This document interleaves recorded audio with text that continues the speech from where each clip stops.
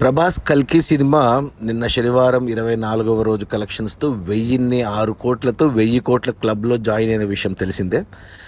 ఇక అంటే ఇది మన ఇండియన్ సినిమాల్లో 7వ 1000 కోట్ల సినిమా. ఇంతకుముందు ఈ ప్లేస్లో 913 కోట్లతో మన యానిమల్ సినిమా ఉన్నింది.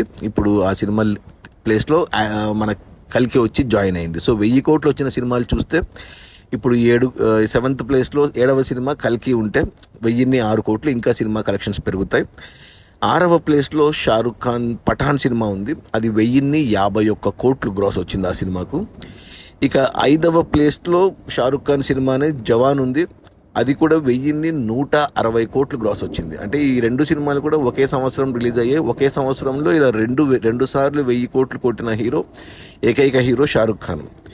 ఇక టాప్ 4లో కేజీఎఫ్ చాప్టర్ 2 ఉంది. ఈ సినిమాకు టోటల్ రన్లో 1233 కోట్లు గ్రాస్ వచ్చింది. ఇక 3rd ప్లేస్లో మన రామ్ చరణ్ అండ్ జూనియర్ ఎన్టీఆర్లో RRR మూవీ ఉంది.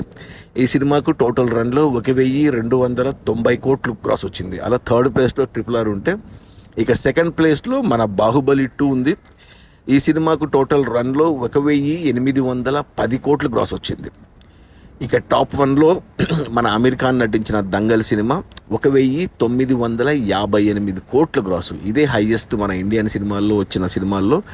అమీర్ ఖాన్ దంగల్తో టాప్ 1లో ఉంటే, టాప్ 2లో బాహుబలి ప్రభాస్ ఉన్నాడు. మళ్ళీ టాప్ 7లో కల్కి సినిమా ఉంది. రెండు మన ప్రభాస్ సినిమాలే. ఇక టాప్ 3లో రామ్ చరణ్ అండ్ జూనియర్ ఎన్టీఆర్ ఉన్నారు. టాప్ 4లో మన కేజీఎఫ్ రాకీ భాయ్ ఉన్నాడు. ఇక టాప్ 5, 6 రెండు షారుఖ్ ఖాన్ సినిమాలే. అలా అంటే రాజమౌళివి 2 సినిమాలు డైరెక్టర్గా, ప్రశాంత్ నీల్ది 1 సినిమా, అండ్ ప్రభాస్వి 2 సినిమాలు 1000 కోట్లవి, అండ్ షారుఖ్ ఖాన్వి 2 సినిమాలు, రామ్ చరణ్ అండ్ జూనియర్ ఎన్టీఆర్ కలిపి 1 సినిమా. ఇలా సౌత్ నుంచే చూసుకుంటే మొదటి 7 సినిమాల్లో బాహుబలి 2, RRR, కేజీఎఫ్ అండ్ మన కల్కి. సో 1, 2, 3, 4 సినిమాలు ఉన్నాయి. 7 సినిమాల్లో 4 సౌత్ నుంచే ఉన్నాయి. అందులో 3 తెలుగు సినిమాలే ఉన్నాయి.